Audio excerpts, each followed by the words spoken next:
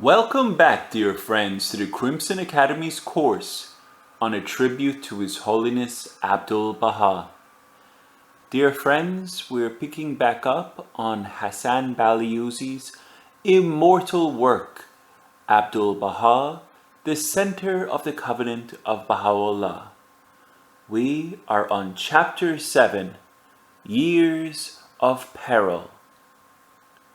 When the Bab, the martyr prophet, and the herald of the faith of Baha'u'llah, fell before a firing squad in the public square of Tabriz, his remains, inextricably joined with the flesh of the unflinching disciple who died with him, were thrown on the edge of the moat surrounding the city, to be consumed by beasts and birds of prey.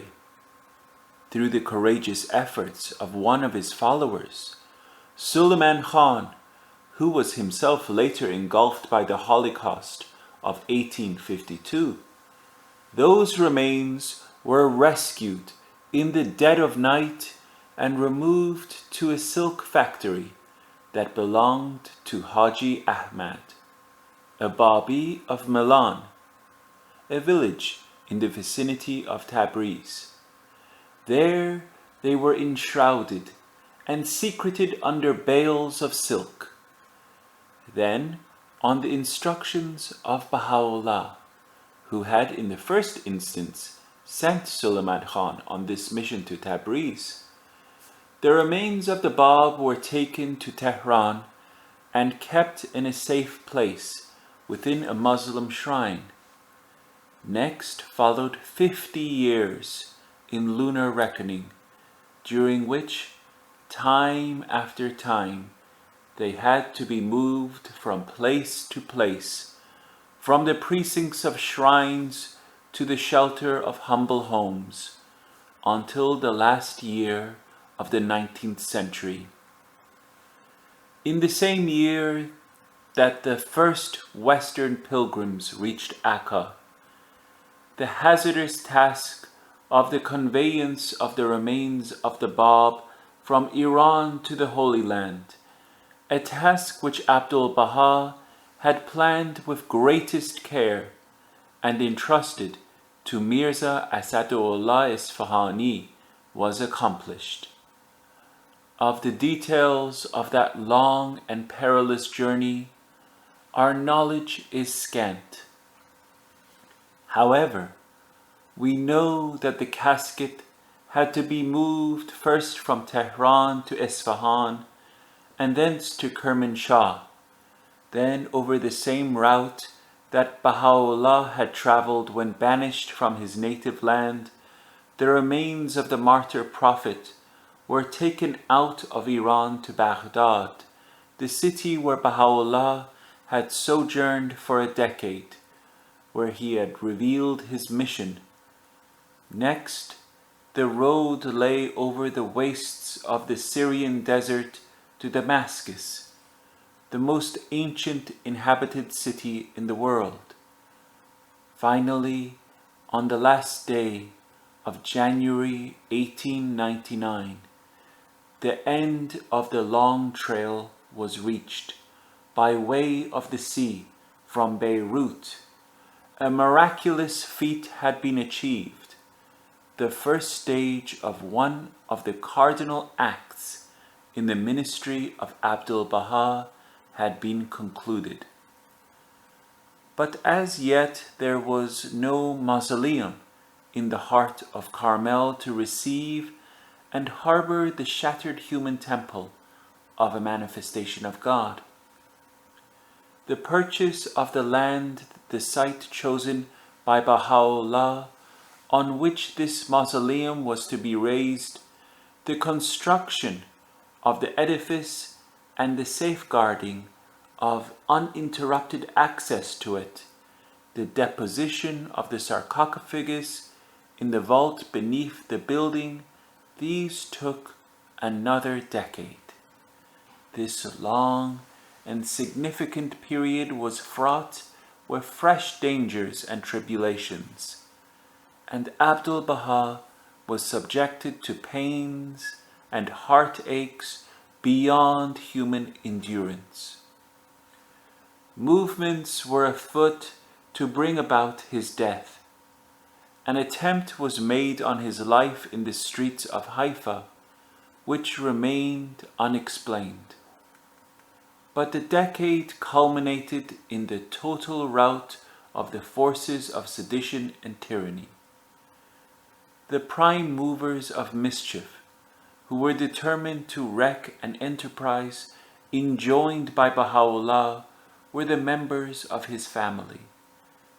They were the fountainhead of the violation of the covenant, and they plotted recklessly. Every means was employed, base and treacherous and degrading, to prevent Abdu'l-Baha from building a shrine for the martyr prophet. It is said that even a man as disaffected as Mirza Agha Jan was alarmed and told them not to try to block this enterprise, because the prophets of the Old Testament had foretold its consummation.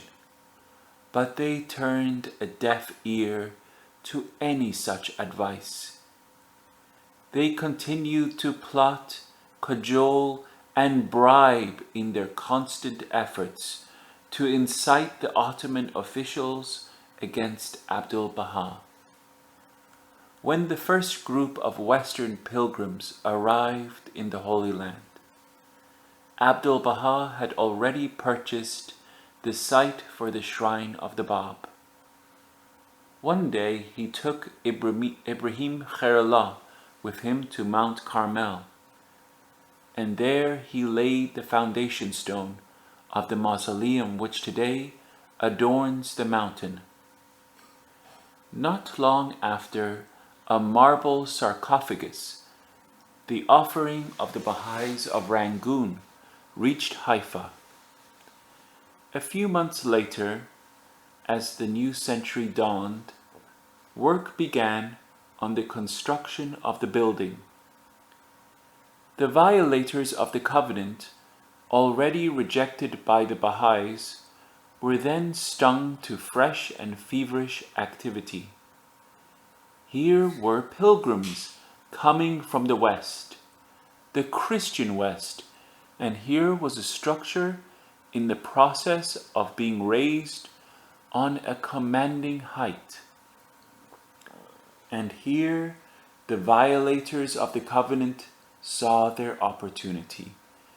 They would represent to the rulers of an archaic empire plagued by the unrest of a multitude of oppressed peoples that Abdu'l-Baha was laying the ground for rebellion, that he was gathering together a band of malcontents, that he was enlisting the support of Christians from the West, that he was building a strong fortress on Mount Carmel, which dominated the city and the plain of Akka, that he was biding his time to raise the banner of rebellion and defy the august person of the Sultan, the Caliph of Islam.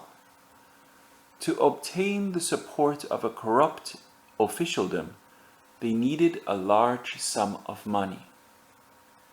To obtain the money, they mortgaged the mansion of Bahji, holy ground to the Baha'is, the home of Baha'u'llah, where he had found peace in the evening of his life, next to which stood his shrine.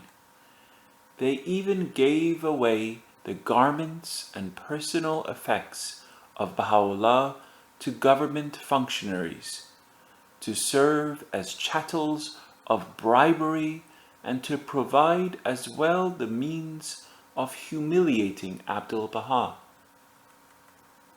At their instigation, the deputy governor of Haifa would, whilst visiting Abdu'l-Baha, ostentatiously wear Baha'u'llah's cloak and brazenly use his spectacles. Before long this man was dismissed from his post and fell on evil days. Then he went to Abdu'l-Baha and begged his forgiveness. He had acted, he said, in the manner he did because he was prompted by Abdu'l-Baha's own relatives. The master showed him utmost kindness and generosity, as he always did towards those who had wronged him and had been overtaken by adversity. There exists, as already mentioned, the testimony of Mirza Baha'u'llah, the youngest son of Baha'u'llah, who, for a short period, renounced all connections with the center of sedition, his brother Mirza Muhammad Ali, and turned to Abdu'l-Baha, apparently contrite and repentant. Of his own accord, he wrote a long letter addressed to the Baha'is of the world, in which he detailed the perfidious acts of the violators of the covenant.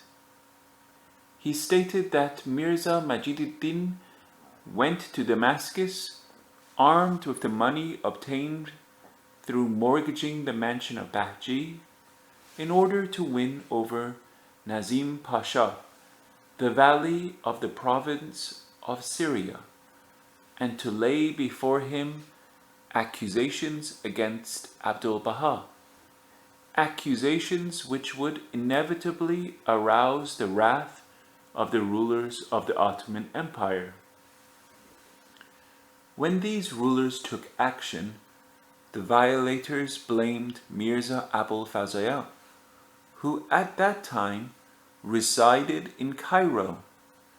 They fabricated the story that that eminent scholar had written a pamphlet to glorify Abdu'l-Baha, in which wild and exaggerated claims had been made, and since it had fallen into the hands of the officials, these had been alarmed and forced to act. It was the indiscretion of Mirza Abul Fazl, they alleged, that had put Abdu'l-Baha under restraint and had brought fresh hardships to the Baha'is of Akka and its neighborhood. In Akka, there was a certain Yahya Bey, notorious for his avarice, who held an influential post in the government. Well bribed, he became an enthusiastic champion and accomplice of the violators. On August 20th, 1901, Abdu'l-Baha celebrated the anniversary of the declaration of the Bab in accordance with the lunar calendar. He observed the festival in the precincts of the shrine of Baha'u'llah. When he returned to Akka at nightfall, he learned from the governor that, by decree of the Sultan, he and his brothers would be confined within the city limits of Akka and forbidden the freedom of the countryside. Mirza Muhammad Ali and Mirza Baha'u'llah were brought in from the mansion of Bahji, and Mirza Majiduddin was fetched from Tiberias, where he resided. Just as Mirza Yahya, at an earlier time, had enmeshed himself in his own intrigues, so now Mirza Muhammad Ali fell into the same self-laid trap. The written and published testimony of Mirza Baha'u'llah leaves no doubt that it had been the visit of Mirza Majiduddin to Nazim Pasha, provided as he was with Mirza Muhammad Ali's denunciatory letter and with ample money to buy his way in, that now led to the arousal of the fear and anger of Sultan Abdul Hamid. Mirza Baha'u'llah also records Nazim Pasha's contemptuous treatment of Mirza Muhammad Ali thereafter. Finding himself removed from the mansion of Bahji and kept within the walls of Akka, Mirza Muhammad Ali wrote 2 more letters to the crafty Wali at Damascus. Neither was acknowledged. It was Abdu'l-Baha who interceded for Mirza Muhammad Ali and Mirza Baha'u'llah and Mirza Majiduddin. It was he who asked the governor of Akka that they should not suffer incarceration within the city walls. The most grievous deprivation which Abdul Hamid's edict inflicted upon Abdu'l-Baha was separation from the shrine of his father. Abdu'l-Baha was once again a prisoner within the walls of Akka. He is reported to have said, "I toiled for 30 years to change the prison into a pavilion.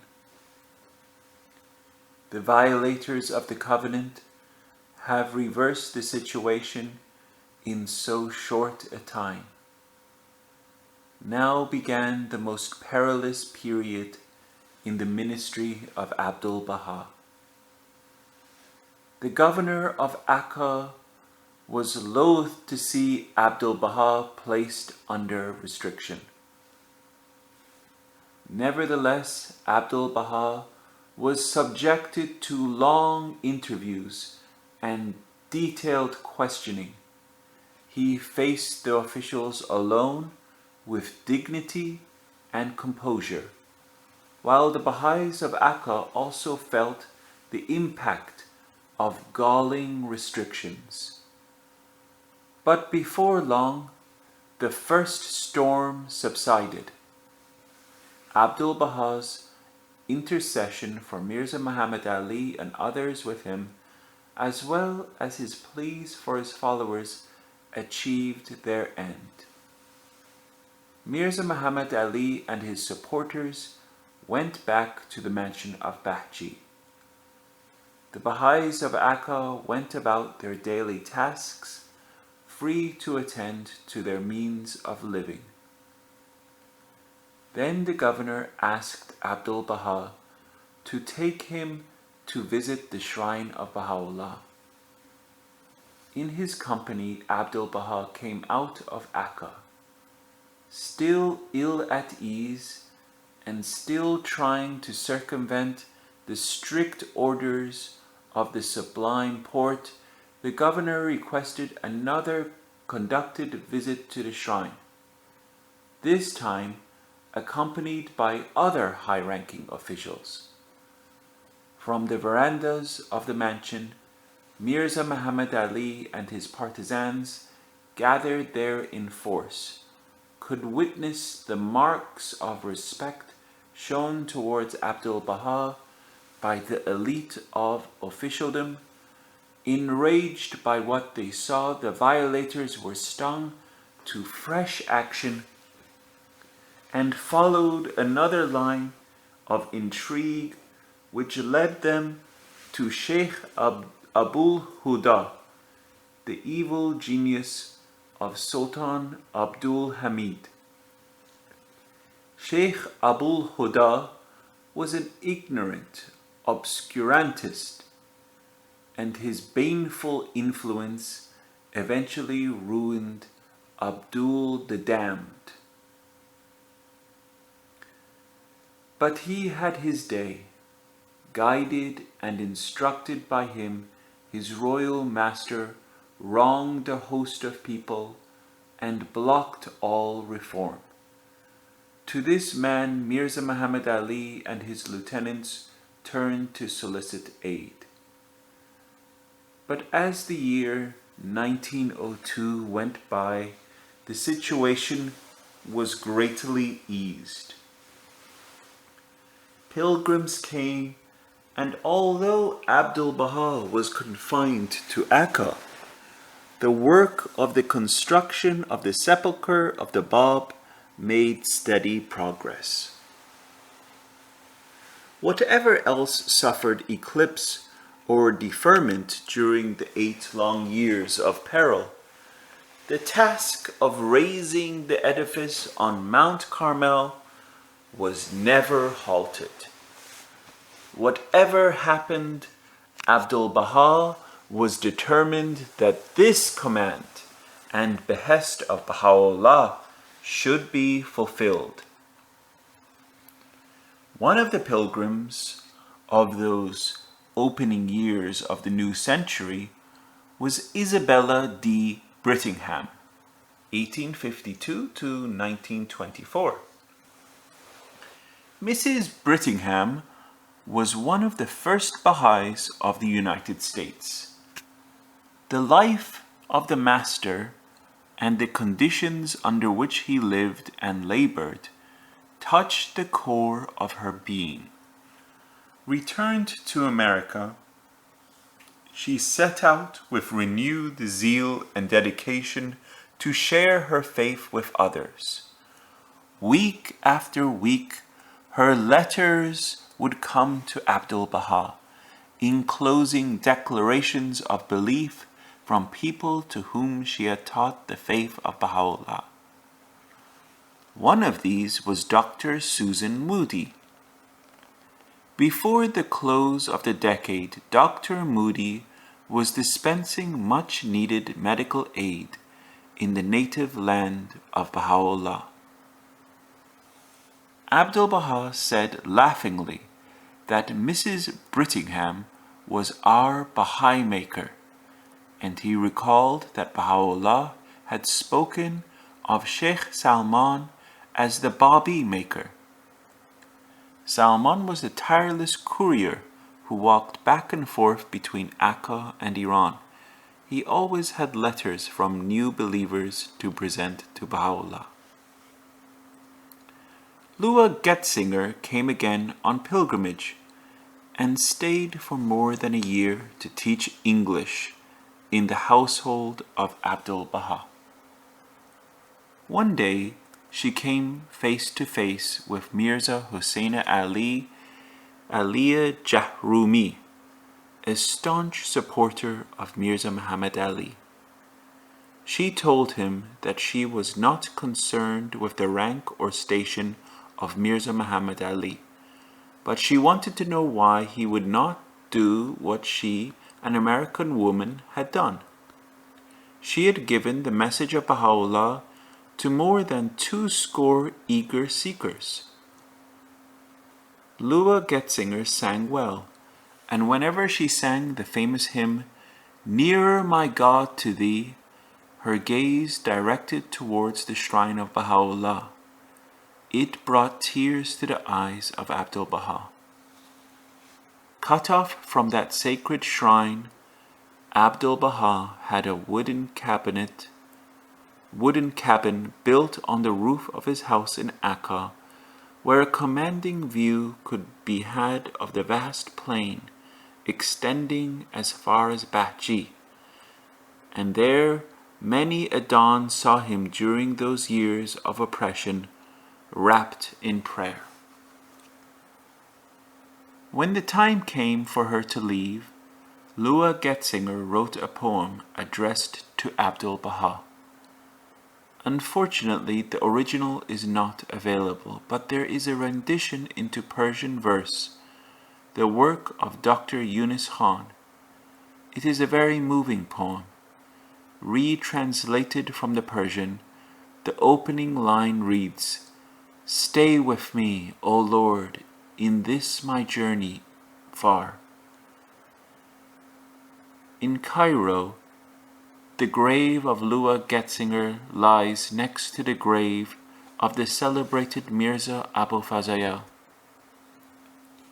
There East and West meet.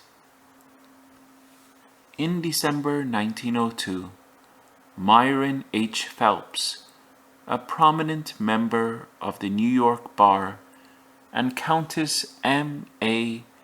D.S. Cannavaro spent the whole month in Akka at the invitation of Abdu'l-Baha. This month, writes Myron Phelps, was one of the most memorable in my life, for not only was I able to gain a satisfactory general view of this religion, but I made the acquaintance of Abbas Effendi, who is easily the most remarkable man whom it has ever been my fortune to meet. Phelps witnessed at close quarters the way Abdu'l-Baha lived. We can do no better than to quote extensively from his book, Abbas Effendi, His Life and Teachings.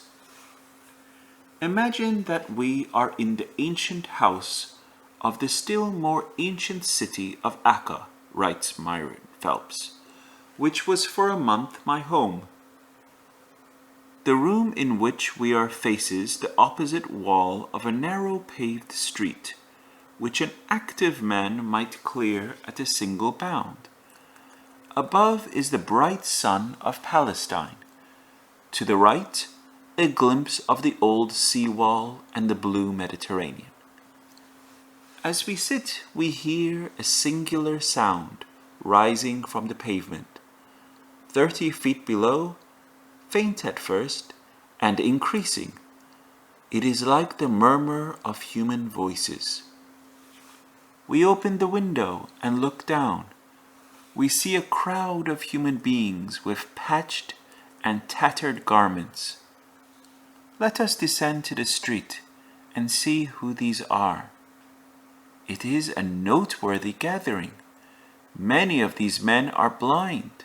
Many more are pale, emaciated, or aged. Most of the women are closely veiled, but enough are uncovered to cause us well to believe that if the veils were lifted, more pain and misery would be seen. Some of them carry babes with pinched and sallow faces. There are perhaps 100 in this gathering, and besides many children. They are of all the races one meets in these streets, Syrians, Arabs, Ethiopians, and many others. These people are ranged against the walls or seated on the ground, apparently in an attitude of expectation. For what do they wait? Let us wait with them. We have not to wait long. A door opens, and a man comes out. He is of middle stature, strongly built. He wears flowing light-colored robes. On his head is a light buff fez with a white cloth wound about it. He is perhaps 60 years of age. His long gray hair rests on his shoulders. His forehead is broad, full, and high. His nose slightly aquiline. His mustaches and beard, the latter full though not heavy, nearly white. His eyes are gray and blue, large, and both soft and penetrating. His bearing is simple, but there is grace, dignity, and even majesty about his movements. He passes through the crowd, as he goes utters words of salutation. We do not understand them, but we see the benignity and the kindliness of his countenance. He stations himself at a narrow angle of the street and motions the people to come towards him. They crowd up a little too insistently. He pushes them gently back and lets them pass him one by one. As they come, they hold their hands extended. In each open palm, he places some small coins. He knows them all. He caresses them with his hands on the face, on the shoulders, on the head. Some he stops and questions. An aged Negro who hobbles up he greets with some kindly inquiry. The old man's broad face breaks into a sunny smile, his white teeth glistening against his ebony skin as he replies. He stops a woman with a babe and fondly strokes the child. As they pass, some kiss his hand. To all he says, Marhaba, Marhaba, well done, well done. So they all pass him. The children have been crowding around him with extended hands, but to them he has not given. However, at the end, as he turns to go, he throws a handful of coppers over his shoulder, for which they scramble. During this time, this friend of the poor has not been unattended. Several men wearing red fezzes and with earnest and kindly faces followed him from the house, stood near him, and aided in regulating the crowd, and now with reverent manner and at a respectful distance follow him away. When they address him, they call him master. This scene you may see almost any day of the year in the streets of Akka. There are other scenes like it which come only at the beginning of the winter season. In the cold weather which is approaching, the poor will suffer, for as in all cities, they are thinly clad. Some day at this season, if you are advised of the place and time, you may see the poor of Akka gathered at one of the shops where clothes are sold, receiving cloaks from the master. Upon many, especially the most infirm or crippled, he himself places the garment, adjusts it with his own hands, and strokes it approvingly as if to say, "There, now you will do well." There are 500 or 600 poor in Akka, to all of whom he gives a warm garment each year. On feast days he visits the poor at their homes. He chats with them, inquires into their health and comfort, mentions by name those who are absent, and leaves gifts for all. Nor is it the beggars only that he remembers, those respectable poor who cannot beg, but most suffer in silence, those whose daily labor will not support their families. To those he sends bread secretly. His left hand knoweth not what his right hand doeth. All the people know him and love him, the rich and the poor, the young and the old, even the babe leaping in its mother's arms. If he hears of any one sick in the city, Muslim or Christian, or of any other sect, it matters not. He is each day at their bedside, or sends a trusty messenger. If a physician is needed, and the patient poor, he brings or sends one, and also the necessary medicine. If he finds a leaking roof or a broken window menacing health, he summons a workman and waits himself to see the breach repaired. If anyone is in trouble, if a son or a brother is thrown into prison, or he is threatened at law, or falls into any difficulty too heavy for him, it is to the master that he straightway makes appeal for counsel or for aid. Indeed, for counsel all come to him, rich as well as poor. He is the kind father of all the people. For more than 34 years, This man has been a prisoner at Akka, but his jailers have become his friends.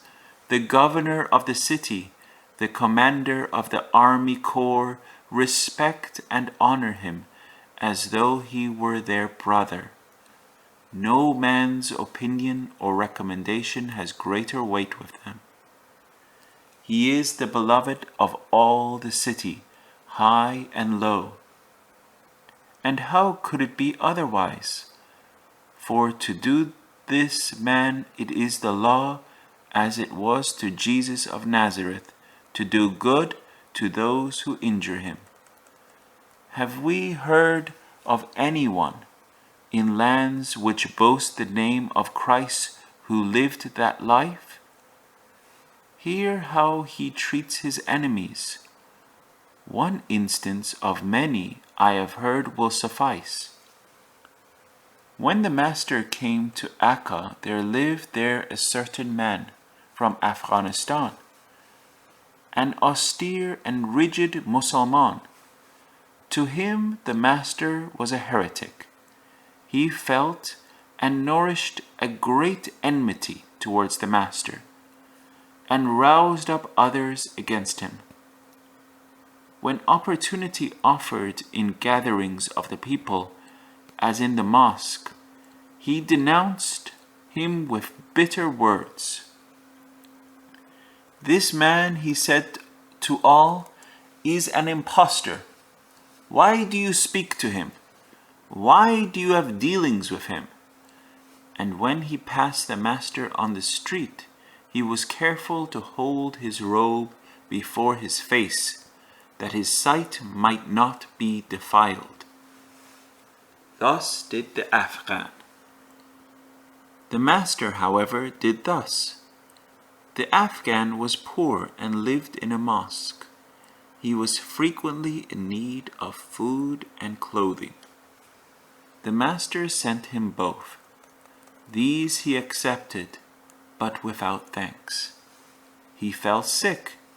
The Master took him a physician, food, medicine, money. These also he accepted. But as he held out one hand that the physician might take his pulse with the other, he held his cloak before his face, that he might not look upon the Master. For 24 years the Master continued his kindness, and the Afghan persisted in his enmity. Then at last one day the Afghan came to the Master's door and fell down penitent and weeping at his feet. "Forgive me, sir," he cried. "For 24 years I have done evil to you. For 24 years you have done good to me. Now I know that I have been in the wrong." The Master bade him rise, and they became friends. This Master is as simple as his soul is great.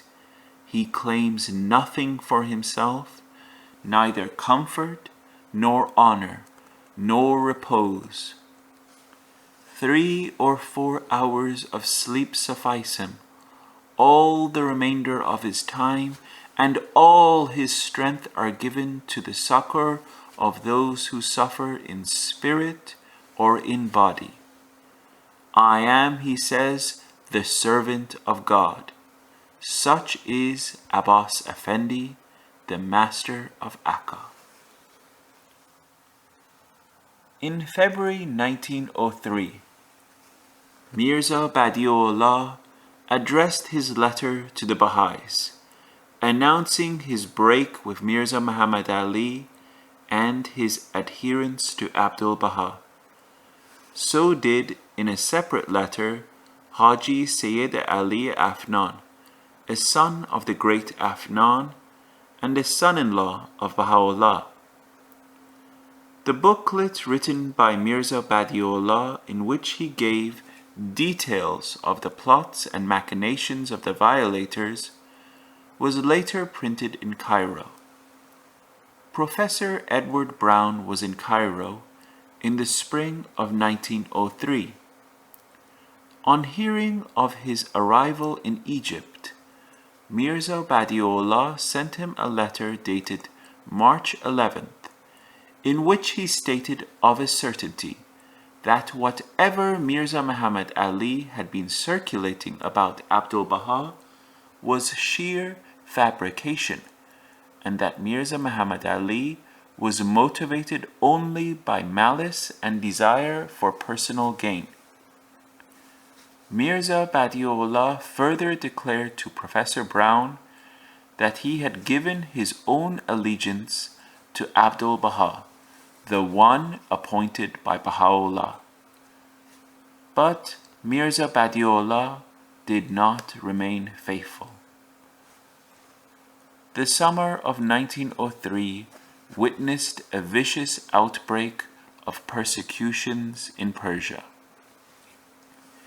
Aminu Sultan, the resourceful, capable, but unprincipled Sadr-Azam, Prime Minister, had held power for more than a decade under two Shahs, Nasruddin Shah and his Sultan and his son Muzaffar-ed-Din. Pressure was mounting against Aminu Sultan, both from inside and outside the country. Intrigues, open and covert, led to agitation, at first directed mainly against foreigners, Jews, and Zoroastrians. The calm was first shattered in the northwest, in Tabriz, but it was in the south that the worst barbarities were perpetrated, the victims being the Baha'is. As usual, they were made the scapegoats. Sir Arthur Hardinge, the British minister in Tehran, reported to the Foreign Secretary, Lord Lansdowne, that Aminu Sultan had expressed his satisfaction at the turn of events since attacks upon Christian schools and officials might have greater results than a mere outcry against the Babis. Sheikh Muhammad Taghi, better known as Agha Najafi, an influential divine of Isfahan, to whom Baha'u'llah had addressed his last outstanding tablet, the Epistle to the Son of the Wolf, brought the mob into the streets and let them loose in his town. Not only did he commit Isfahan to anarchy, but both by his example and by direct incitement, he drove the people of Yazd to frenzy. The governor of Yazd, Mahmud Mirza, the Jalal Dawlah, was a mere cipher, only too glad to save his own skin at the price of dereliction of duty. The madness that gripped the fanatics and the extravagances of individuals bent on securing personal gain were intentionally not contained. The virus soon spread to small townships and villages surrounding Yazd.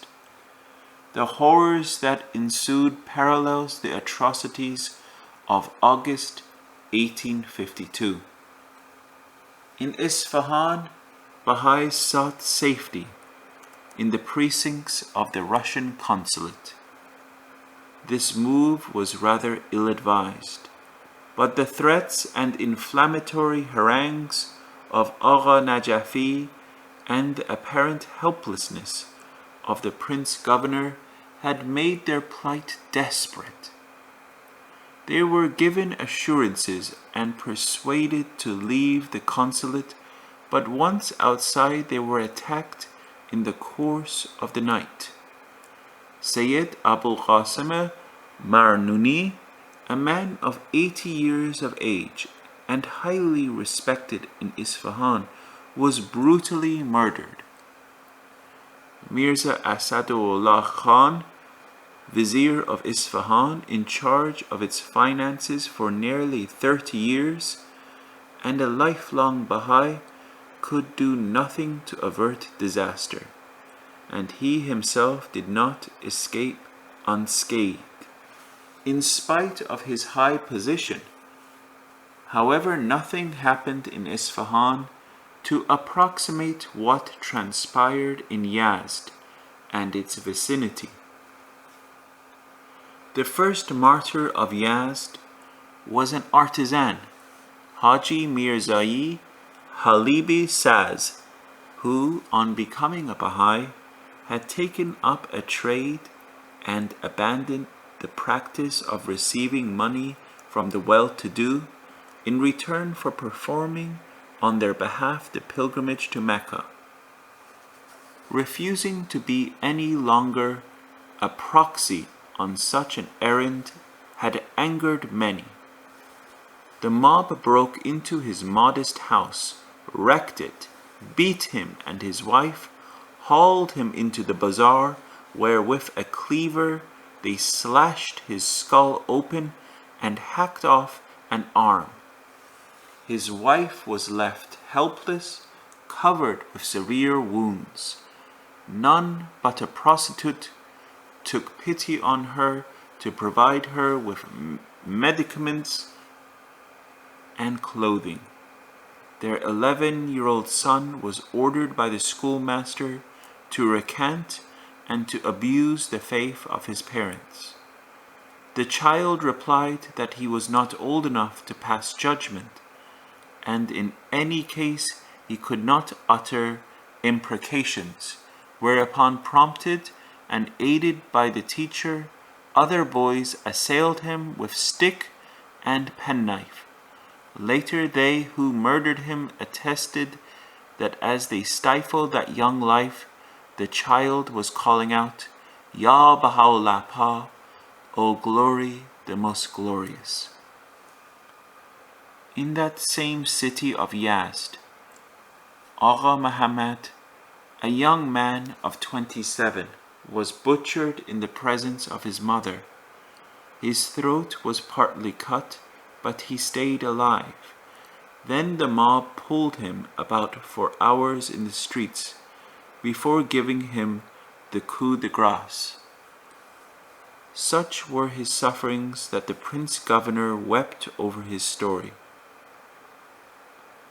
In the village of Taft, Agha Hussein, a youth of 18, was denounced by his own father and handed to the mob. They tore him to pieces in front of a bewailing mother who was holding aloft a copy of the Quran, pleading for the life of her son.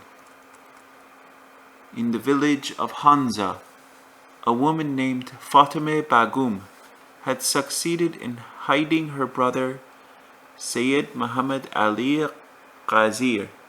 Amidst jeers, she was dragged out of her home, and with the thrust of a dagger, her chest and abdomen were slit open. Then her body was trussed up and left hanging from a tree over a blazing fire. The cords were consumed by the flames, and the suspended corpse fell down. But strangely, when the fire was burnt out, and the village cleric allowed her mother to see what could be retrieved of the corpse, it was found that the fire had not harmed it. Villagers were astounded, but it did not stop them tricking the aged mother to reveal the hiding place of her son.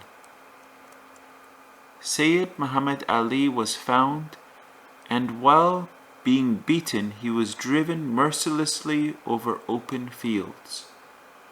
Overcome by thirst, he begged for water.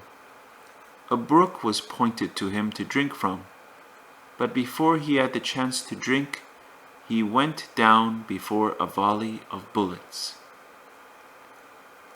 Thus did scores of Baha'is, young and old, men and women, perish in Yazd and its environs. Agha Ali Rezai Sharbaf was the last of these martyrs. He had left Yazd to stay with his niece on a farm. Once traced there, 7 men went out in search of him, 2 of whom were young men apprenticed to him. They told him that they had come to take him back to town to help to dispel suspicions lurking around him. Agha Ali Reza was not unaware of their purpose. He offered them refreshments and lunch.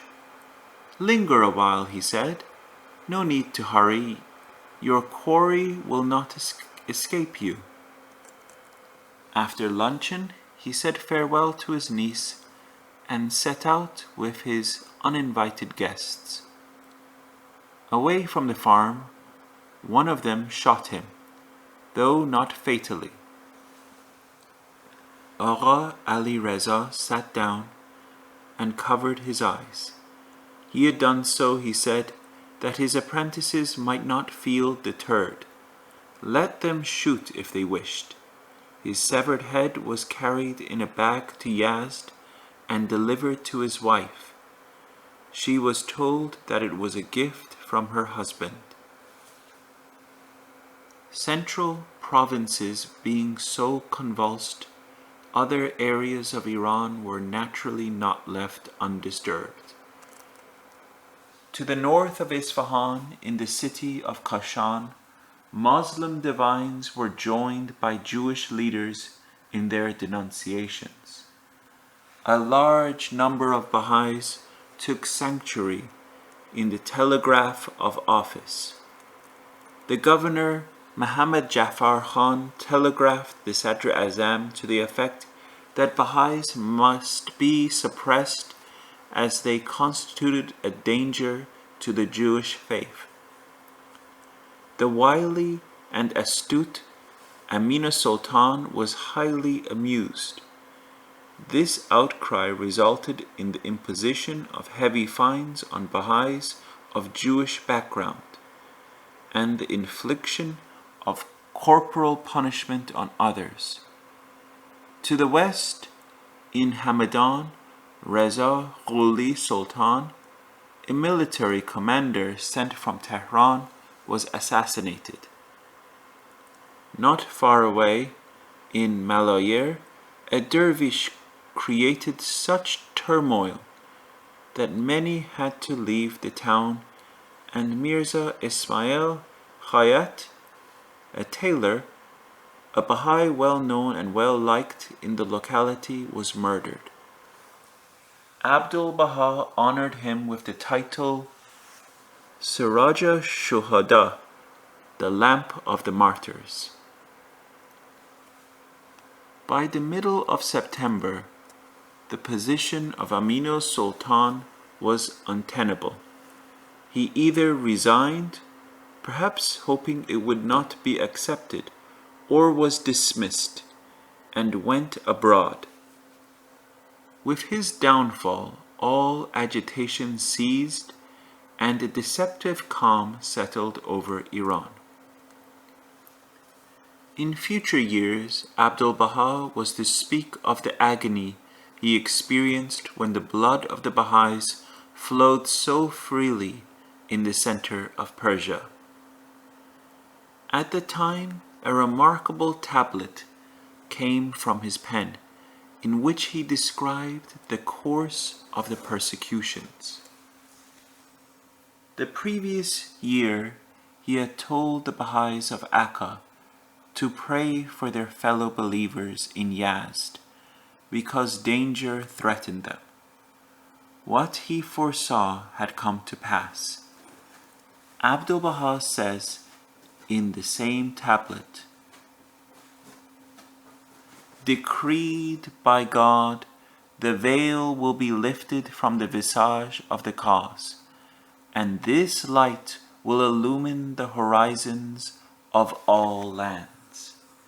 Evidences of the faith of God will prevail, and the standards of your Lord, the Exalted, will wave aloft mighty heights."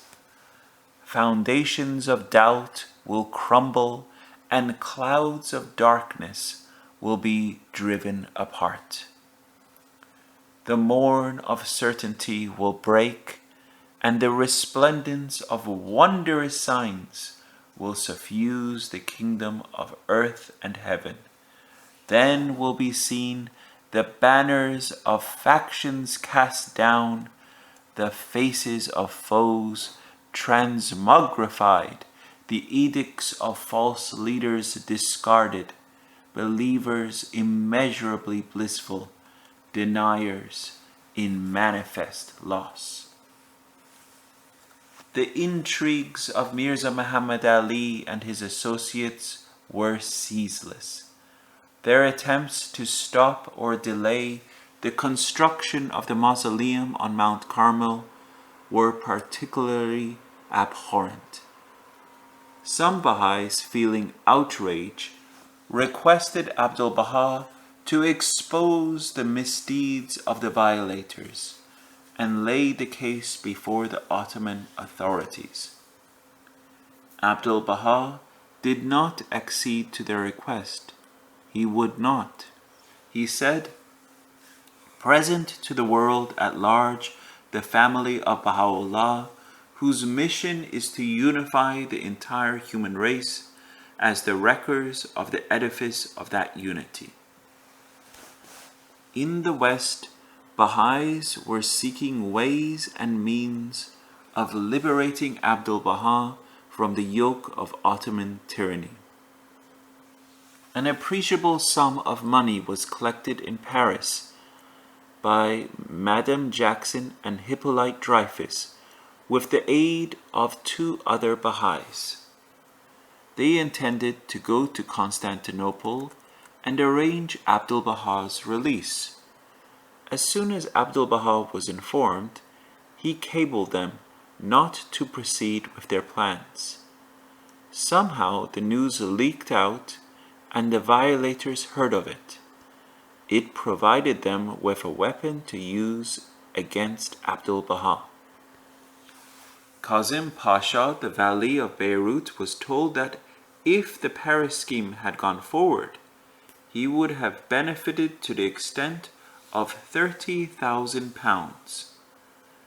Abdu'l-Baha, they insinuated, had placed the ban because he was unfriendly towards the Vali. Kazim Pasha was infuriated and his hostility increased. By the year 1904, Abdu'l-Baha had planned and put into execution 2 undertakings of great significance: the restoration of the house of the Bab in Shiraz, and the construction of the first Mashal Askar of the Baha'i world in the city of Ishqabat.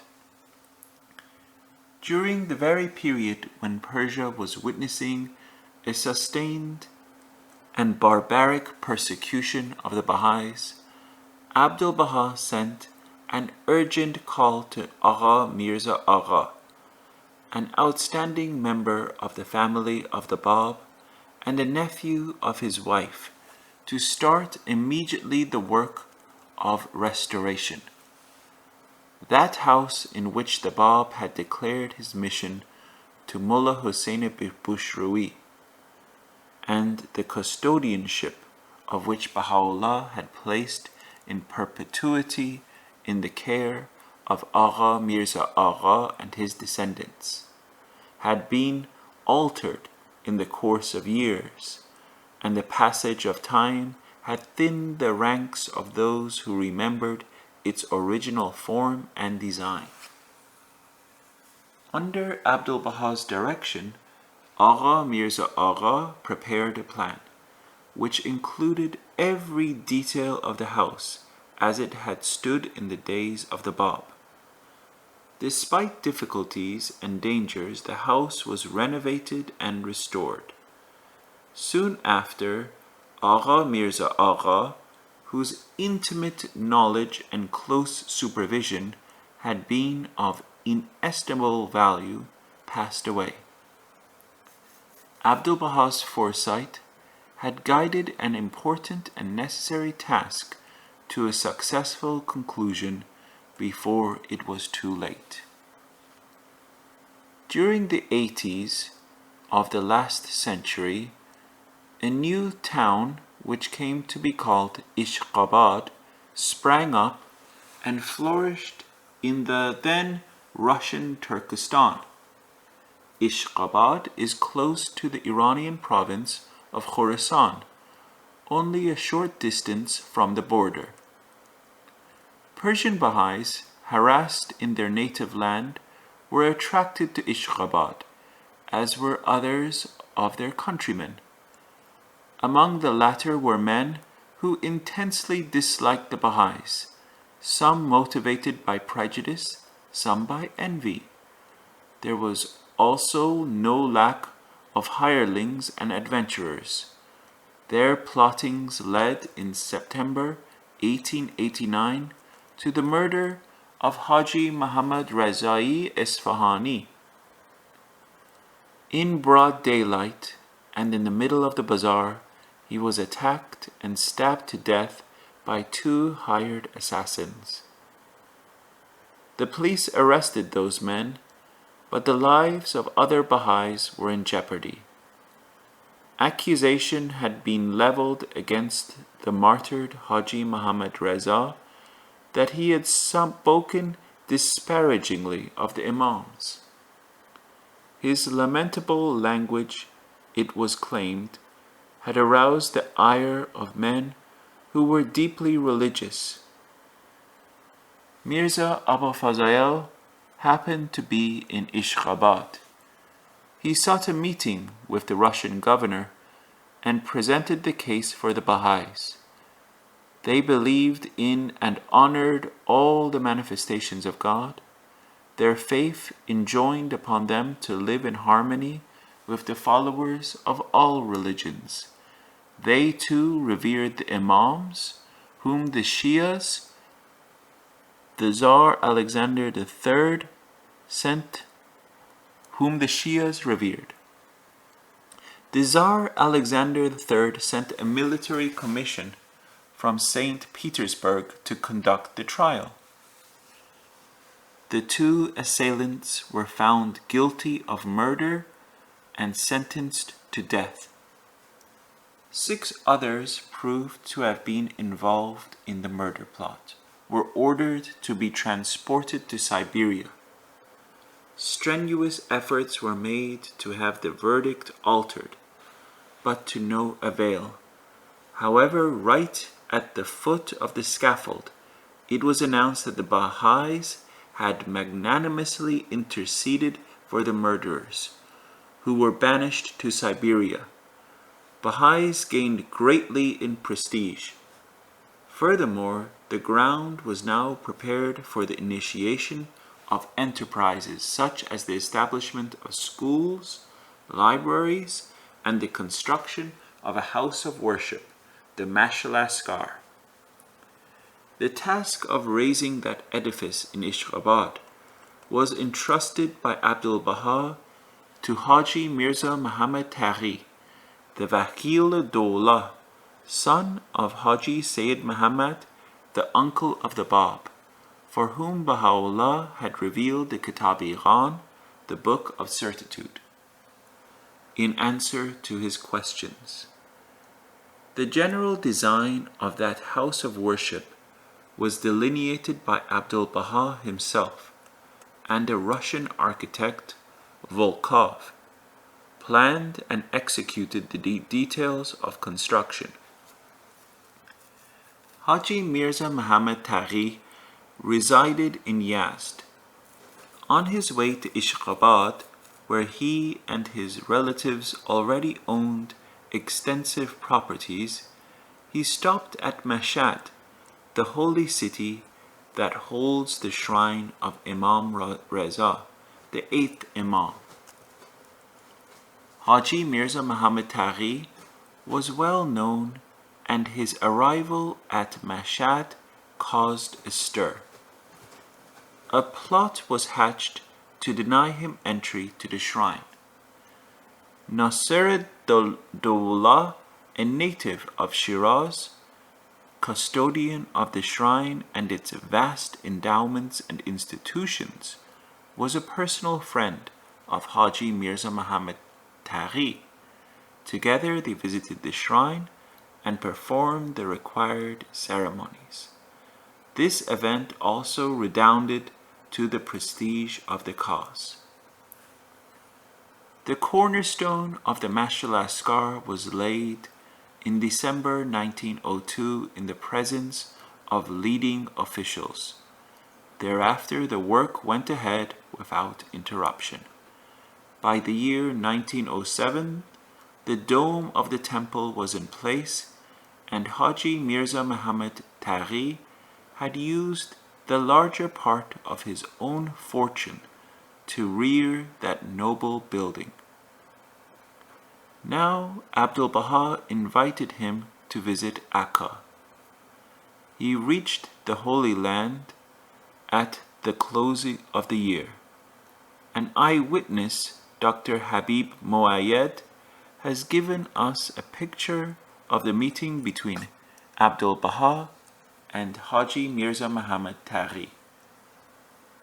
The small boat bringing the latter ashore had been overwhelmed by high waves, and he had been thrown into the sea. At his advanced age, the experience was alarming and had left him very weak. Abdu'l-Baha, much concerned about his health and comfort, told the pilgrims that he and they would all go together and call on the Afnan. All that he could return to Abdu'l-Baha's tender inquiries was to recite the first line of a famous couplet, unable to complete it. Thy presence I craved to open thee my heart. Haji Mirza Muhammad Taghi lived the rest of his life in the Holy Land. He died in Haifa in the year 1911.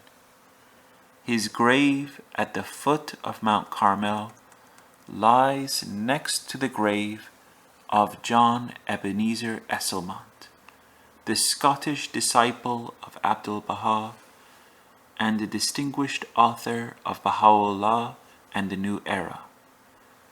There too, as in Cairo, where the graves of Mirza Abul Fazl and Lua Getzinger adjoin each other, the East and the West meet.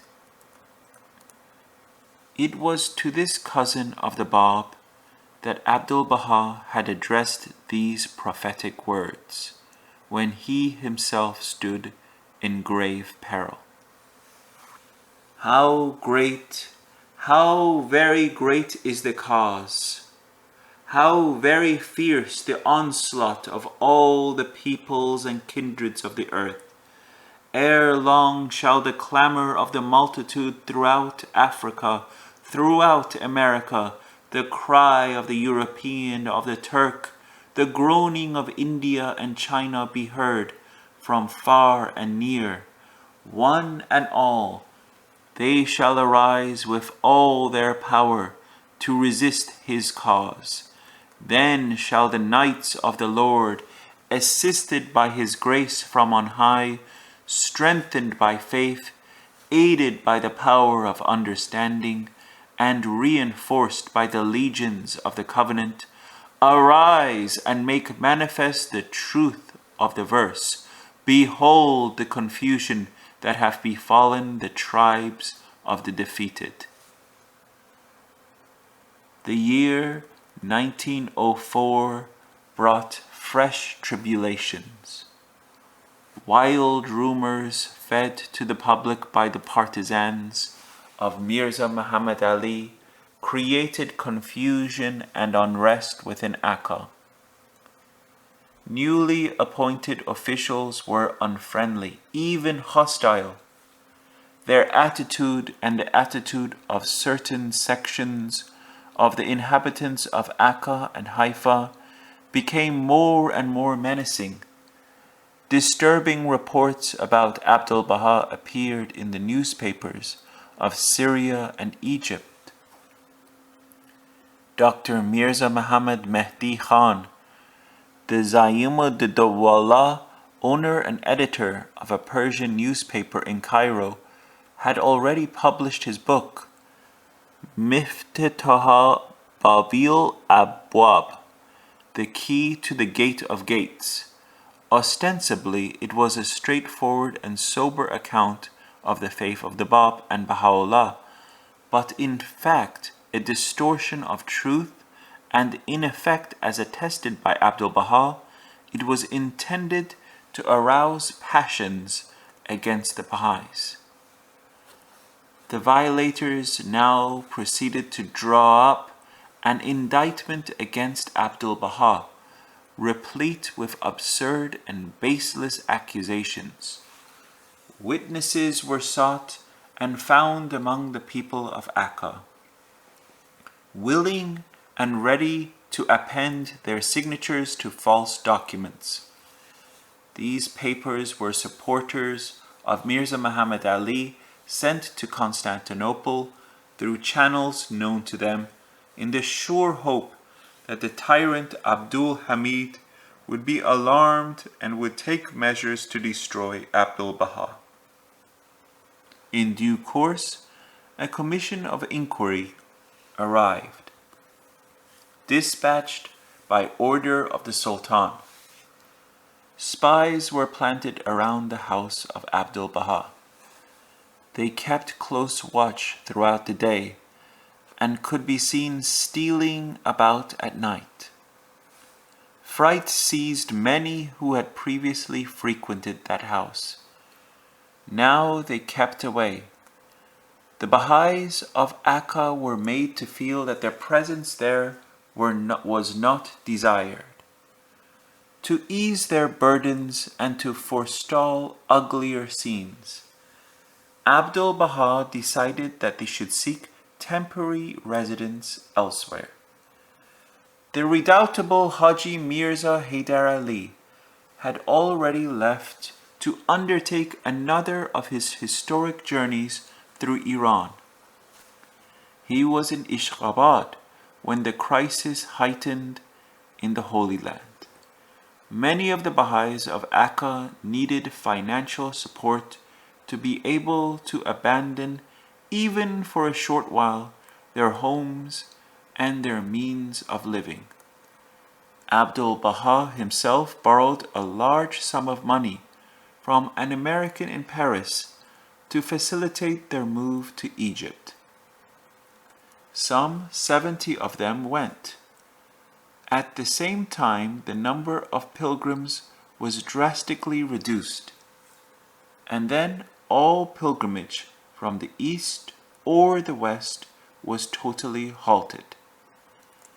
Andalib, learned and versatile poet, voiced emotions shared by the Baha'is.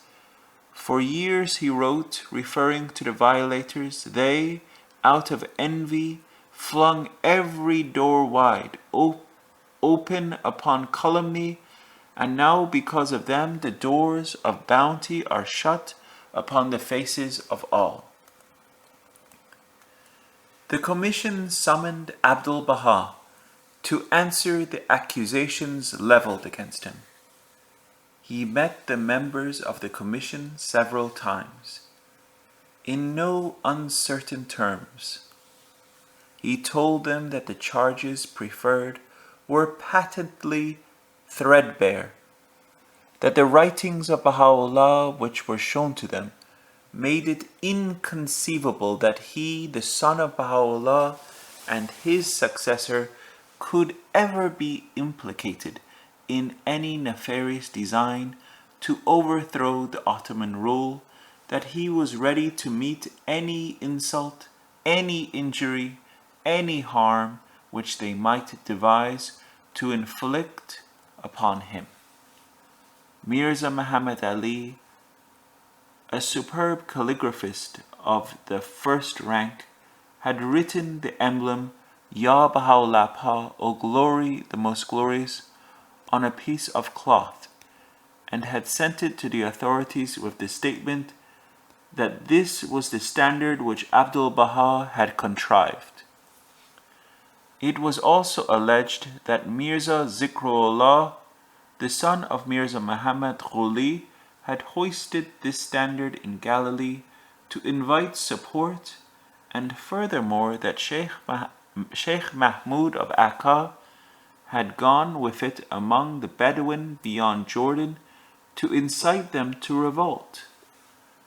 To this preposterous charge, Abdu'l-Baha observed that it was miraculous that a standard so prominently displayed had not been noticed by the numerous agents of the Wali, Rashid Pasha. Another charge against Abdu'l-Baha was that he had acquired vast tracts of land to serve as the base for the kingdom he craved. It would be nothing short of a miracle, Abdu'l-Baha replied, if he, a prisoner of the Turkish Empire, who was kept under surveillance, whose movements were closely watched and scrutinized, had succeeded in establishing the base for a kingdom. In any case, he was willing to sell all those huge acres for only 2,000 pounds. All the charges were demolished. Then the commission asked for what reason the Americans came to Akka. Abdu'l-Baha replied that they came to visit the shrine of Baha'u'llah and to learn of spiritual matters. The commission then asked what Abdu'l-Baha had to say to the charge that he had distributed seditious literature seen to be in his possession. Such material, he answered, had not been in his possession, and no one could have seen it. The commission had cajoled, bribed, or forced a number of people to come and give evidence to the contrary. Now these witnesses were mentioned. At that, Abdu'l-Baha rose up, majestic and commanding, declared emphatically that no seditious literature could ever be in his possession, and walked out of the room unhindered. Thereafter the whole inquiry collapsed. Abdu'l-Baha's mail was as a rule directed to Haifa, where a resident Baha'i, Haji Sayyid Muhammad Taghiya Manshadi, received it and took it to Akka. Developments in the course of 1904 made it imperative that mail should be diverted. It went instead to Port Said. During a very critical period, Abdu'l-Baha decided that the mail directed to Port Said should be held there and not be rerouted to the Holy Land. But neither was the pen of Abdu'l-Baha stilled, nor the stream of letters addressed to him checked. On the contrary, those very months of exacting strain constituted a particularly fertile and creative period in the ministry of Abdu'l-Baha. Oftentimes the light in his room could be seen burning to the hour of sunrise, as he wrote steadily throughout the night. As many as 90 tablets flowed from his pen in one day. His followers and others who bore no allegiance to him, both in the East and in the West, wrote to him in ever-increasing volume. Eventually, they all received answers from him. As the year 1904 drew to its close, normality gradually returned. Pilgrims and visitors came once again. Baha'is who had gone to Egypt and elsewhere could also return. Friendly officials replaced those who were hostile. The most notable displacement was that of the chief of police, Yahya Bey, who had become an accomplice of the violators. His reports and telegrams had inflamed the situation and strengthened the suspicions of the authorities in Constantinople. But when he tried to implicate another Ottoman official of a rank higher than his own, he was ordered to Damascus. In despair, Yahya Bey went to Abdu'l-Baha to seek protection for his family in his absence. Abdu'l-Baha assured him that he could go away with an easy mind and have no anxiety for the safety and welfare of his family. As he had promised, Abdu'l-Baha saw generously to the needs of Yahya Bey's family, but the ex-chief of police did not give up his previous associations. The violators had produced an apologia in English, ostensibly the work of a Baha'i written to extol Abdu'l-Baha as Christ incarnate, and to assert that he, being the Lord of the kingdom, could and did command the submission of all the sovereign authorities of the world. Their purpose was evident: to misrepresent the nature and purport of Baha'i teaching in the Western world. Furthermore, the image of Abdu'l-Baha as one seeking temporal power was bound to incense Sultan Abdul Hamid, whose realms, particularly in the Balkans, were plagued with unrest. The violators sent a copy of their forgery to Yahya Bey in Damascus and persuaded him to translate it into Arabic and Turkish and publish the two versions as a warning to the powers in the land. These translations reached Constantinople, but Abdu'l-Baha still extended his aid to the family of the ex-chief of police. Many years before, in the days of Baha'u'llah, Akka had had an official in charge of the secretariat named Mustafa Effendi, who constantly incited the governor to make life unbearable for the Baha'is, and the governor was not averse to using the occasion for personal gain. To his various stratagems, Abdu'l-Baha paid no attention. The governor hit upon the idea of forcing the Baha'i shopkeepers to close down. Abdu'l-Baha forestalled him and advised them to stop trading. Bakht, the governor, called a meeting in his residence of the notables and the divines who were hostile towards the Baha'is.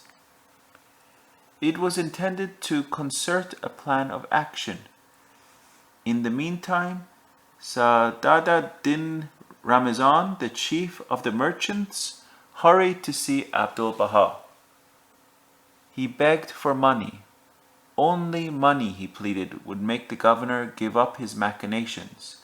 There he was no time to lose. Abdu'l-Baha kept him waiting.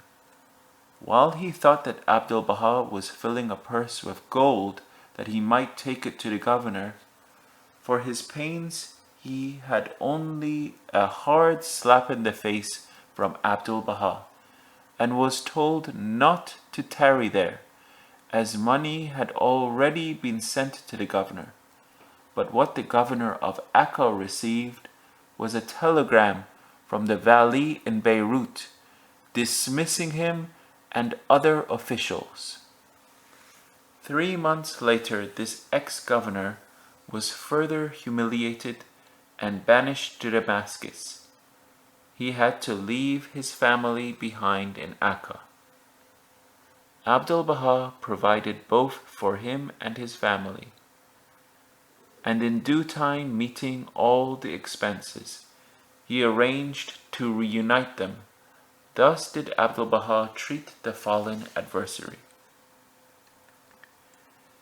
The years 1905 and 1906 were relatively free of pressures and impositions. pilgrims and resident Baha'is alike found the environment of Akka more relaxed.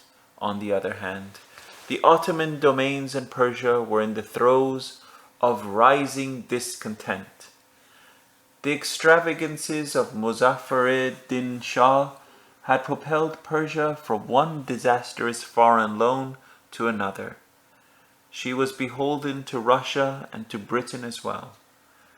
As the Russian influence was in the ascendant, Britain was unhappy. On the other hand, Kaiser Wilhelm II was trying to throw Germany's protecting arm round the sick man of Europe, which made both Russia and Britain unhappy. The autocracy and stubborn unreasonableness of Prince Abdu'l-Baha, the ailing Shah's Grand Vizier, was driving almost everybody to despair, and Sultan Abdul-Hamid had throughout his reign resorted to every ruse to keep everyone at loggerheads. After a quarter of a century of ceaseless chicanery, he was weary but still ruthless. In August 1906, chiefly through the active support of Mr. Grant Duff, the British charged the affairs in Tehran. The Persian reformists who had taken sanctuary in the grounds of the British legation got the ear of Muzaffar-ed-Din Shah, and the monarch, no more than 4 months from his death, promised the grant of a constitution and the election of a national assembly. Abdul-Hamid, aware of ominous rumblings throughout his own ramshackle empire, was thoroughly alarmed. Frenziedly, he tried to tighten his hold, but the iron grip of yore had turned feeble, and his grasp was unsure. Persians arriving at Istanbul, if taking boat from there, were not allowed to land at any of the ports of the eastern Mediterranean, lest the contagion of their revolutionary thought should spread. They had to go instead to Jeddah in Arabia, the port of Mecca. Mirza Muhammad Taghi, the Wakil-e-Dawla, was nearly sent on to Arabia. But Baha'i pilgrims coming through Istanbul found a way to circumvent Abdul-Hamid's ordinance. They went to Greece or Italy, then on to Egypt, where they had no difficulty in embarking for the port of Haifa. Abdul-Hamid was frightened, and the violators realized that the chance to play on his fears was too good to miss. Although a good deal of their strength had gone from them, they rallied their forces for what proved to be their final concerted but futile assault. True, a decade later, in the course of the Great War, they made another move, which could have been calamitous, but it was of local proportions. For that matter, over the next 50 years, their remnants continued their opposition until time obliterated the traces of their mischief. As a consequence of their intrigues, a commission of 4 under the chairmanship of Arif Bey arrived in the winter of 1907, post-haste, from the seat of the empire. They came bringing with them documents and papers which a previous commission of inquiry had found unsubstantiated and had discarded. For their residence they chose the house of Abdul Ghani Beydoun, a local magnate and a close associate of the violators. Their first act was to stamp their own authority upon the administration of Akka. Officials, including the governor, who were regarded as friendly towards Abdu'l-Baha, were instantly dismissed. Both the post and the telegraph were placed under strict scrutiny. The time-honored overlordship of the Wali at Damascus was explicitly ignored, and direct communication was established with the ministers of the Sultan in Istanbul. Spies were once again planted around the house of Abdu'l-Baha, and once again people were kept away. Even the poor of Akka dared not come, as was their wont on Fridays to receive alms. Rumors were rife that Abdu'l-Baha would be forcibly removed to Fizan in Tripolitania, a vast expanse of desert, totally cut off from the rest of the world. However, to the astonishment of the inhabitants of Akka, Abdu'l-Baha could be seen engaged in normal activities, apparently unconscious of rumors and completely indifferent to the presence of the powerful and high-handed Commission of Inquiry. He attended to repairs of his house which he rented. The agent of the landlord was puzzled. He could not understand why all that care and expense were bestowed on repairs and improvements, since he was certain, as was almost everyone, that before long Abdu'l-Baha would be banished from Akka.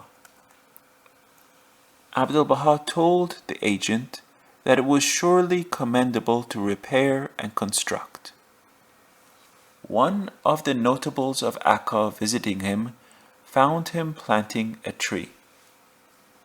"For whom do you plant this tree?" the notable inquired. "Those who preceded us planted, and we have enjoyed the fruit," replied Abdu'l-Baha. "It is our duty to do the same to benefit those who come after us." The people of Akka were even more astonished to discover that Abdu'l-Baha was buying and storing fuel for the winter. A few days before the arrival of the Commission of Inquiry, Abdu'l-Baha had a dream which he related to the Baha'is. He dreamt that a ship sailed into the Bay of Haifa, and birds resembling dynamite flew inland from it. The people of Akka were terrified, and he stood among them calm and collected, watching these birds. They circled and circled over the town, and then went back whence they came. There was no explosion. Abdu'l-Baha said that danger loomed, but it would pass, and no harm would result. The violators were naturally jubilant. The residence of the members of the commission was close to theirs. They could obtain all the news they wanted. The day the commission arrived, Mirza Muhammad Ali and his party foregathered in the shop of Agha Muhammad Javed Ghazvini to celebrate the occasion. At long last, what they had striven and toiled, borrowed and bribed to bring about, was now tantalizing within their reach. Abdu'l-Baha's doom was as clear to them as the blue of the Mediterranean. Extinction awaited him in the landlocked sandy wastes of Fizan. He could surely never come away alive from those torrid, inhospitable regions. Such was their alluring vision of the immediate future. Their euphoria lasted for nearly a month. But Abdu'l-Baha categorically refused to call on the members of the Commission of Inquiry. Should he do so, he maintained, and the Commission acquitted him of all. and the commission acquitted him of all charges, people would say that he had bribed his way out of his trouble. Had these distinguished men been merely visitors to Akka, he added, he would unhesitatingly have called on them. A certain Sheikh Muhammad, who presided over the criminal court, was sent to persuade Abdu'l-Baha to change his mind. This sheikh feigned friendship. The members of the commission, he said, had had visits from everyone of note in the city of Akka, except Abdu'l-Baha. They were furious, and nothing but a personal call on them would assuage their anger. The sheikh insisted that for the sake of his own safety, Abdu'l-Baha should do what all the leading men of Akka had done. Were he to do so, Abdu'l-Baha calmly replied, it would look as if he were currying favor, and he had nothing to answer for, no favors to seek. The sheikh went away crestfallen. Not to be outdone, Khalil Pasha, the vali in Beirut, told his deputy, Abdur-Rahman al-Hut, to write to the governor of Akka that Abdu'l-Baha must be put on trial. The deputy spoke in that letter of Abdu'l-Baha. Abdu'l-Baha remarked to the governor that he was grateful for having been called simply Abbas, thereby placing him in the ranks of the prophets. Had one ever heard of Moses Bey, Jesus Effendi, Muhammad Agha? And at the same time he challenged his oppressors. They should not know that God had not created him to be abased because, contrary to their belief, humiliating him, chaining him, dragging him in the mire, crucifying him, would not bring him degradation, but radiant glory. Newspapers in Beirut and Cairo reported the molestation of Persians in Akka. Indeed, well-established Baha'i merchants trading in Egypt had been prevented from leaving Akka, and Baha'is in Akka had been put under heavy restraint. Iran's ambassador in Istanbul, perturbed by what he read in the newspapers, sent a representative, Muhammad Ibrahim Beg, to protect the interests of Persian subjects. However, the authorities in Akka were adamant, and the ambassador's representative proposed to lodge a strong protest in Beirut and Istanbul. Abdu'l-Baha advised him to wait. These troubles would not last long, and they did not. One night, a man drove from Haifa to Akka in a covered carriage. He was an Italian who acted as a consul for Spain. Members of his family had the agency for an Italian steamship company. Taking great care not to be noticed and recognized, he managed to reach the house of Abdu'l-Baha and asked to meet him immediately.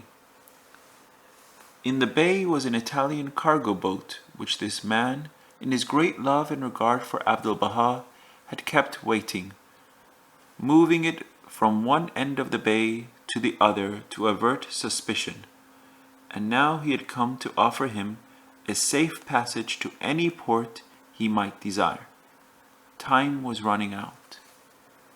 Abdu'l-Baha asked Haji Mirza Haidar Ali, Agha Rizaya Ghanand, Mirza Mahmud Kashi, Sayyid Yahya, his brother-in-law, and Mirza Asadullah to consult and give him their opinion.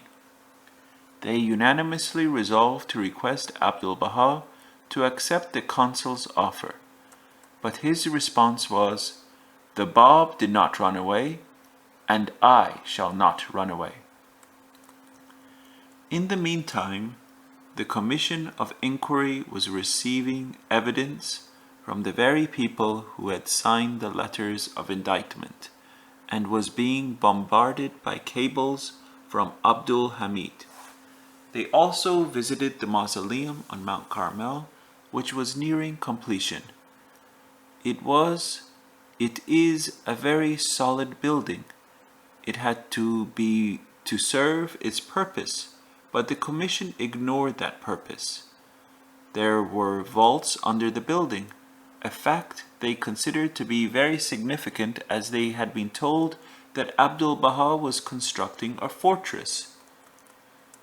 Soon after this visit, they boarded the boat which had brought them from Constantinople and now lay anchored off Haifa. The sun was westering. The boat turned towards Akka. The whole populace of the two cities could see it set on this menacing course. They believed that Abdu'l-Baha was to be arrested and taken on board. They were convinced that he would be transported to Fezzan or to some other remote and dreary region where he would surely perish. The family of Abdu'l-Baha and other Baha'is were in despair. But Abdu'l-Baha, calm and serene, was walking all alone in the courtyard of his house. Here and there, at vantage points along the shores of Akka, anxious Baha'is were watching the movement of that boat of ill omen. The sun sank in the Mediterranean, and the boat kept its course. It came very close to Akka, but then all of a sudden changed direction and made for the open sea. In an instant, danger had vanished. Abdu'l-Baha was safe.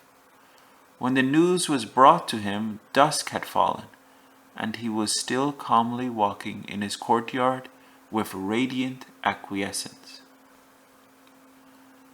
In the wake of the hurried departure of the commission, news came from Istanbul that Abdul-Hamid had narrowly escaped death. A bomb meant for him had exploded, killing and injuring others. An attempt of this nature on a Friday, when the Caliph, surrounded by the pomp of Selamlik, a public appearance of the Sultan, who was also Caliph with both religious and imperial overtones, was returning from the mosque, was not only outrageous, but, more than that, blasphemous, an obscenity in the eyes of the Orthodox. The commission of inquiry reached Istanbul at a time most unpropitious. Abdul-Hamid was now wide awake to the threat of impending revolution. All his thought and action were focused on discovering and destroying the revolutionaries in and around his capital. Despite the expenditure of vast sums of money and the activities of a large number of spies, Munir Pasha, his ambassador to Paris, where for years refugees from his tyranny had been conspiring and plotting to overthrow him, had failed to uncover the identity of the leaders of the Committee of Union and Progress. When the Commission of Inquiry presented its voluminous report packed with untruth to Abdul-Hamid, he pushed it aside. "Another time will do," he said, and so the report on which the adversaries of Abdu'l-Baha had pinned their hopes was set aside to gather dust. Months later, when Abdul-Hamid's attention was drawn to it, it was too late. In Monastir and Salonika, both of which were soon to be wrested from Ottoman rule, young Turks of the Committee of Union and Progress had raised the banner of revolt, and Abdul-Hamid knew that the days of his despotism were numbered. He had no alternative but to submit. The Central Committee in Monaster issued a declaration on July 23, 1908, demanding the restoration of the Constitution, dead for 30 years, within 24 hours. This was Mizat Pasha's old constitution, which Abdul Hamid himself had suspended. The Sultan was told in no uncertain terms that should he fail to comply with the committee's demands, the 2nd and 3rd Army Corps would bring him down. They were ready and poised for action. Apparently, the Grand Orient had done its work well. The next day, the irate royal rescript gave the constitution back to the people of the empire, and all the political and religious prisoners of Abdul Hamid were set free. Notwithstanding, such were the fears and opposition engendered in Akka that officials sent a cable to Constantinople inquiring whether Abdu'l-Baha too was to be given his liberty. They were instructed to do so. Abdul Hamid was anxious to safeguard his position as a constitutional monarch, but within 9 months he fell into the trap of a counter-revolution. The Committee of Union and Progress, so vociferously hailed in liberal quarters in Europe, was both arrogant and inept. The shameless and cynical behavior of European powers, and the clamorings of the still subjugated Macedonians, Greeks, and Albanians made the tasks of the new regime even more difficult. In October, Aehrenthal, the Austrian foreign minister, having duped Izvolsky, the ambitious foreign minister of the Tsar, annexed Bosnia and Herzegovina, provinces which Austria-Hungary had administered since 1878, on trust from Turkey. Immediately, the old fox, Ferdinand of Bulgaria, annexed eastern Rumelia and declared his independence. On April 13, 1909, troops mutinied in Istanbul and the Young Turks were overthrown, but within a week the Arab general Mahmud Shaukat Pasha arrived with troops from Salonika, and within a fortnight Abdul Hamid was deposed. He died 9 years later, and all those years he was under close surveillance. Murders go hand in hand with political upheavals. The restored regime of Young Turks put to death in one day 31 of the ministers and functionaries of the old regime. Among them were a number of the adversaries of the faith of Baha'u'llah. Arif Bey, who had headed that notorious commission of inquiry, was shot by a sentry. 2 of his colleagues also perished. The 4th, Adham Bey, the Damascene, fled to Egypt and one day presented himself at the business house of Haji Mirza Hassan Khorasani in Alexandria. His servant had stolen all he had. He could not even take himself to Cairo. He was given a small sum of money. When Abdu'l-Baha was informed, he sent Azim Bey 10 pounds. Thereafter, nothing was heard of him. The ex-police chief of Akka, now totally discredited and reduced to penury, also received special consideration from Abdu'l-Baha. So did others, foes of yesteryear, now fallen on evil days.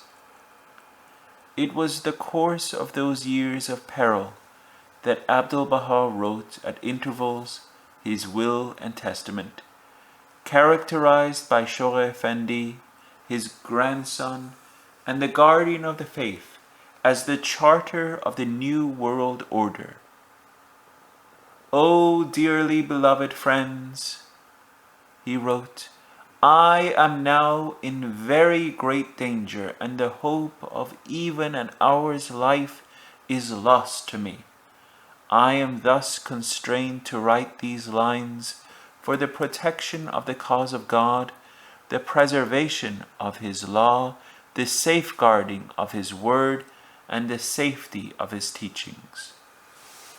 By the ancient beauty, this wronged one hath in no wise borne, nor doth he bear a grudge against anyone. Towards none doth he entertain any ill feeling, and uttereth no word save for the good of the world. My supreme obligation, however, of necessity, prompteth me to guard and preserve the cause of God."